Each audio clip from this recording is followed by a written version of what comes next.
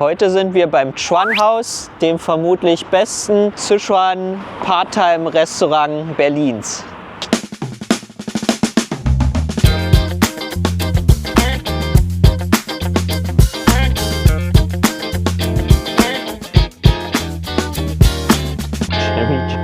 Cherrysaft. Dieses Bild ist ja sehr berühmt, ne? Gibt so viele Nachbildungen von dem. Wir sind ready. Oder zu 80%.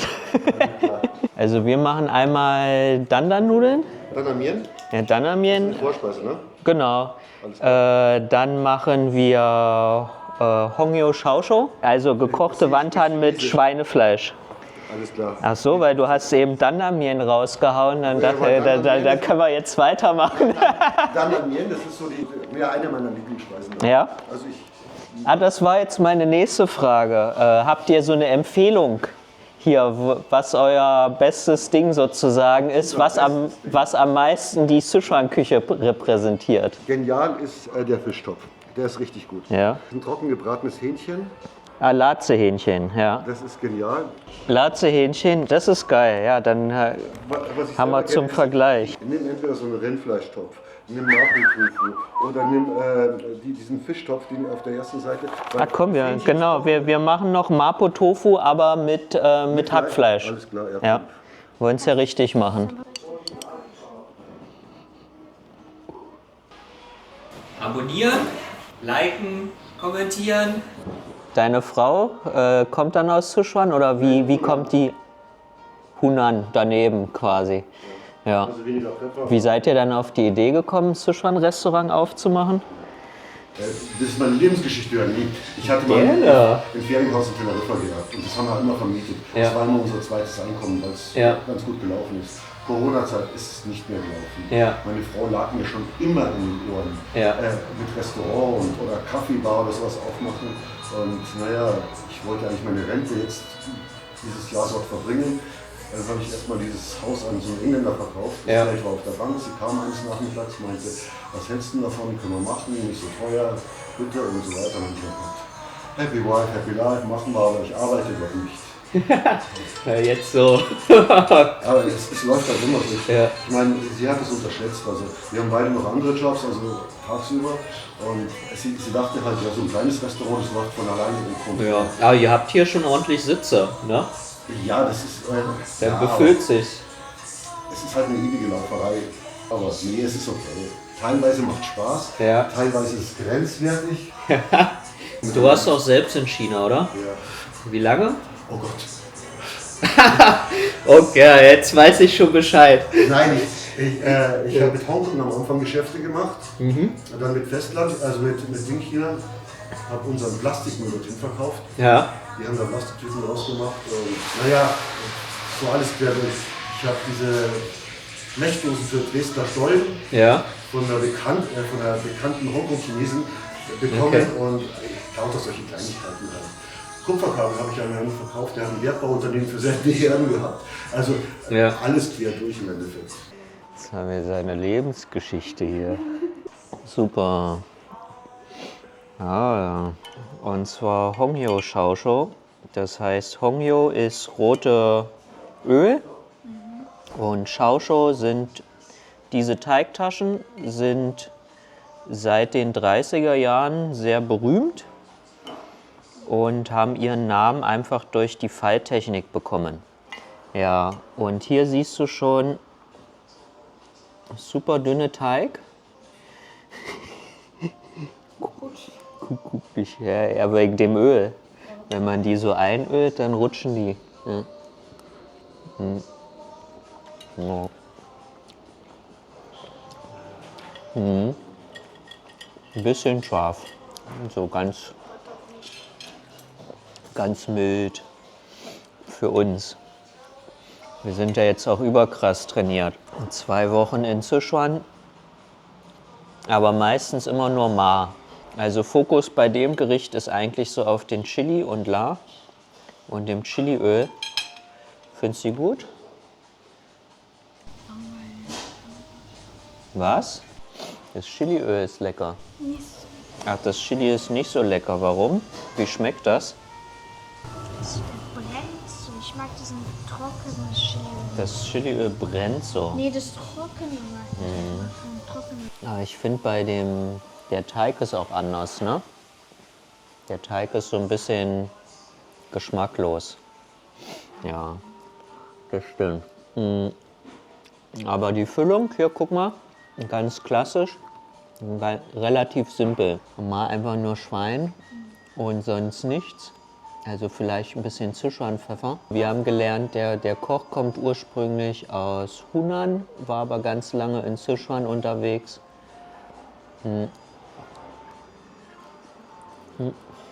Gucken wir mal, was er hier macht. Ja, die Füllung ist gut, oder nicht? Shaoshou ist Schweinfüllung, oder? Schwein und Garnelen. Ja, dann hau ich die weg.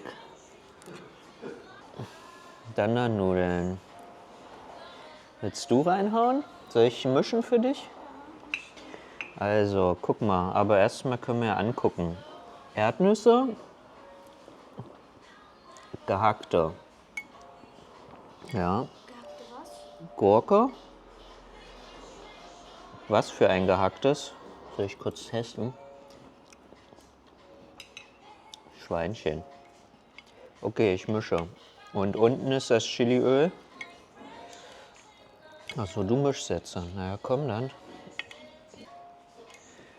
Du bist richtig gut im Mischen. Wo hast du denn das gelernt? In der Küche habe ich zugeguckt. Lynn hat mich so viele Jahre nicht mischen lassen. Die wollte immer für mich mischen. Ja, Lynn ist heute übrigens nicht dabei, die muss arbeiten. Deswegen ziehen wir das hier ganz alleine durch. Ach, soll ich dir so ein bisschen rüber machen, oder was? Boah, aber das Chiliöl ist special rutschig. Warum hast du das so? Ja, weil ein Löffel funktioniert auch manchmal gut. Guck mal, ja, zack. Wenn du mehr willst, ruf laut. Juicy. Schön juicy sind die. Einmal Fleisch von Dandan-Nudeln. Ist so richtig, ist so leicht würzig. Ein bisschen scharf, aber ich glaube, das kommt eher vom Chiliöl. Also das Fleisch ist aber, denke ich, auch selbst nochmal gewürzt. Gurke ist eher so ein Ding, das findest du ganz oft in den kalten Nudeln, in den Liangmian. Und dann nicht unbedingt. Kann man aber auch machen, jetzt gerade wenn es wärmer wird, weil Gurke hat so einen erfrischenden Charakter. Super nice. Die haben so eine cremige Note durch das Öl. Kleine Sesamstückchen und kleine Erdnüsse. Also die Dandan-Nudeln sind so im 18. Jahrhundert in Chengdu populär geworden. Da gab es dann immer Straßenverkäufer, die einfach so eine Bambusstange haben und links und rechts dann ein Korb Nudeln, andere Soße. Und dann sind die durchgelaufen, haben immer gerufen und wenn du Bock hattest, Nudeln zu essen, dann sind sie zu dir gekommen, haben noch kleine Schale mit dabei gehabt und dann konntest du essen. Zhajiang ist so ein bisschen spätere Erfindung. Die sind eigentlich total ähnlich.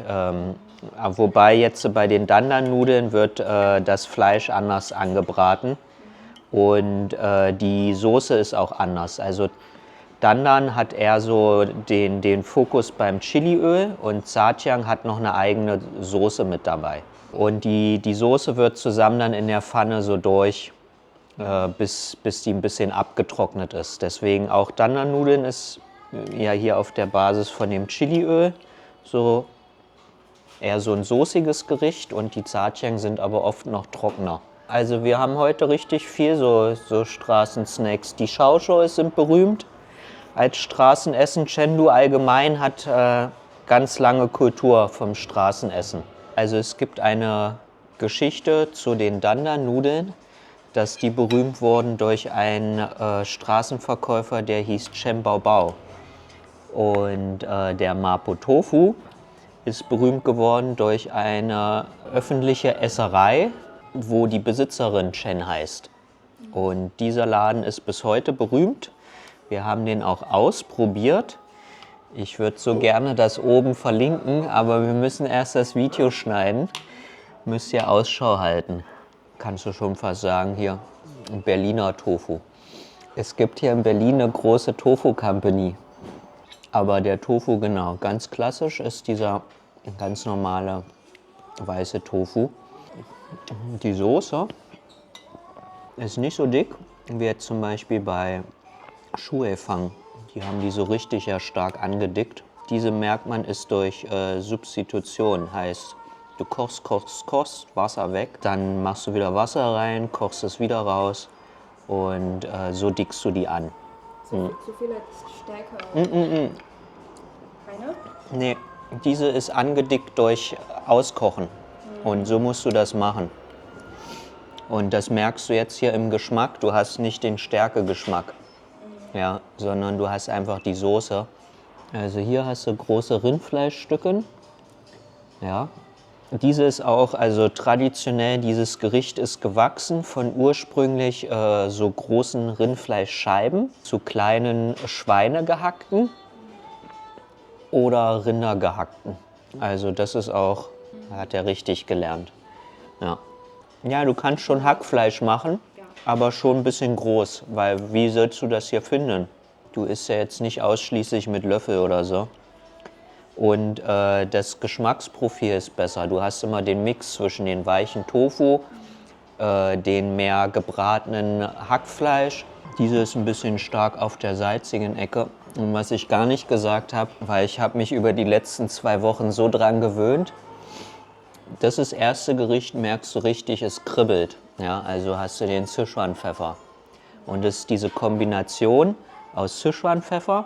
Was sie hier allerdings machen, ist quasi die sozusagen modernere Version. Man schmeckt so die Doubanjiang, die Bohnenpaste. Früher wurde halt nur die schwarze Bohnen, die fermentierten Bohnen genutzt in der Paste. Ich bin nicht der Superfan von Doubanjiang, außer der 5-jährigen, die wir für Hotpot nutzen.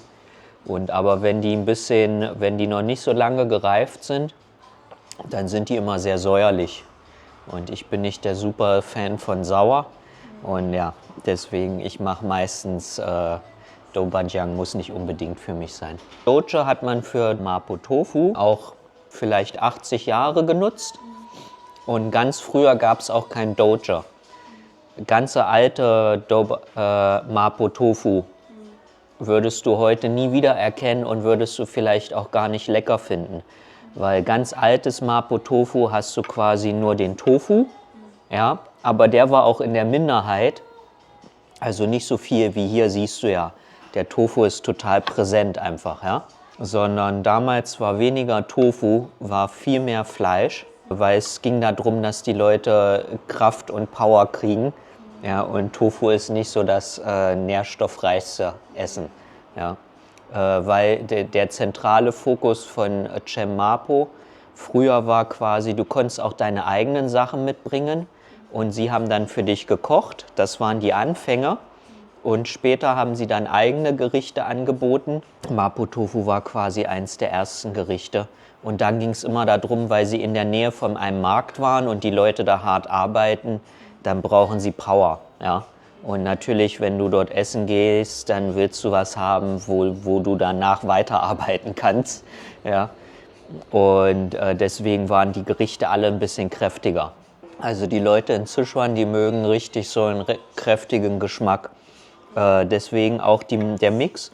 Du hast hier die Säure, das Säuerliche, du hast das Salzige, so eine ganz leichte süße Note hast du drin.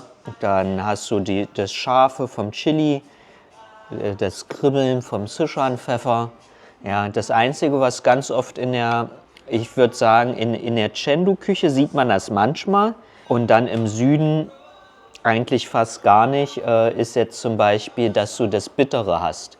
Aber wenn du außerhalb von Chengdu bist, so ein bisschen nördlich oder östlich, da wachsen immer die Kugua, ja, die Bittermelonen.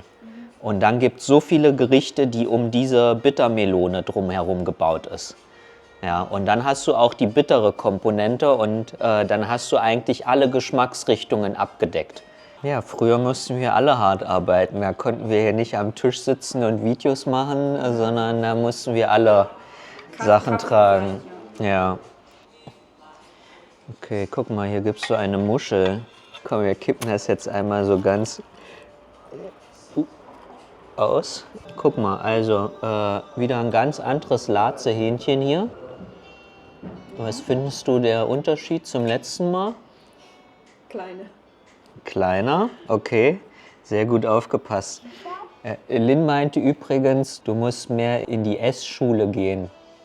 Ja, deswegen, ich teste dich. Und siehst du noch einen Unterschied? Hier wird reingeflüstert ins Ohr, hat Sesam. Scharf, das ist wieder Boulange. Die Panade drumherum ist auch wieder schon dick. Wo ist der Hähnchen? Wo ist das Hähnchen? Also scharf noch gar nicht. Ist immer so tragisch, ne? Das Gericht heißt scharfes Hähnchen. Ist Ma. Ne? Das ist Ma-Tji. Also vom Aussehen hat er es besser gemacht. Aber es ist wieder zu dick. Und dadurch kommt der Hähnchengeschmack gar nicht so durch. Und das ist ja, es geht ja ums scharfe Hähnchen. Also es ist nicht scharf und das Hähnchen ist so versteckt, dass man es fast gar nicht schmeckt. Eigentlich muss es nur ganz dünn, hauchdünn gemacht sein. Und genau, mit Sesam, den Chilis. Es gibt das auch, also es gibt ja Regionen in Sichuan, da ist der Fokus immer viel mehr auf dem Kribbelscharfen. Wir waren ja jetzt zum Beispiel im Süden, dann waren wir total überrascht, es war fast gar nicht scharf. Und auch die lokalen Leute dort, wir haben immer gefragt, mach das so, wie du das isst. Sie damit belagert sozusagen, dass sie das auch wirklich machen. Dann war das Essen immer gar nicht scharf. Ja, hier gucke Möhren und hier noch, Original was ist das? gibt es diese, Paprika, genau, ganz dünne diese- Paprika. Beim Latzehähnchen Möhren, nö. Sowieso, Möhren sind in der Sichuan-Küche ganz, ganz selten. Und dann gibt es wirklich Gerichte, da ist Möhre sozusagen das Wichtige. Aber so als nebendran, nee. Neuer Name, Bulamaji heißt das jetzt. Das heißt kribbelscharfes Hähnchen. Also nur kribbelscharf. Wir haben jetzt, glaube ich, schon den dritten Koch getroffen, der eigentlich aus Hunan kommt. Aber bei allen dreien haben wir nicht das super scharfe Essen gekriegt. Aber man muss vielleicht wirklich dazu sagen, also dieses hier ist um Welten besser als in Shuefang. Ja, weil das kommt viel mehr an das Original ran, was wir jetzt erst in Chengdu probiert haben. Weil ich fand auch, wenn man mitreden will, muss man auch immer die echten Sachen gegessen haben. Deswegen in Chengdu war ich extra in Chemapo, um das zu essen. Und wir waren am Ende auch überrascht vom Geschmack einmal. Das ist ein sehr einfaches Gericht. Dann waren wir auch überrascht vom Preis. Normal reden wir ja nicht über das Geld oder so, aber wir hatten in Chemapo zwei Gerichte. Einmal hatten wir den Mapo Tofu und dann hatten wir Gungbao Jiding, weil das ist ja das zweite Gericht, wo ich immer gerne drüber mehr wissen möchte. Und am Ende haben wir 9 Euro bezahlt. Ja. Krass. Ja. Und selbst für China, weil der Laden ist mitten in der Innenstadt so. Ja, sehr, sehr günstig. Ja, aber hier muss natürlich, wenn man ins Restaurant geht, Miete, die ganzen Kosten drumherum, den Strom und vor allen Dingen das Personal muss bezahlt werden. Ja. Ja, heute ist das teuerste im Restaurant immer das Personal. Wenn ihr geht raus essen, ja, seid nett zu den Leuten im Restaurant, weil die arbeiten in der Regel härter als ihr wahrscheinlich, außer ihr habt auch so einen sehr anstrengenden körperlichen Job, weil es gibt lange Stunden. Ja. Wenn es ein Problem mit dem Essen gibt, kann man auch immer reden, also kann man nachfragen. Ja, zum Beispiel, wenn ihr nochmal Essig braucht oder so. Aber immer nett nachfragen, nicht so fordern. Ja.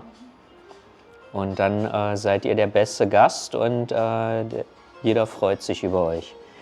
Okay, also die schon aufgegessenen Schauschow, eine halbe Chili. Ja? Für den einen oder anderen könnte das auch ein Chili sein, weil es ist ja immer im Auge des Betrachters. Bei Lynn ist das eine 0.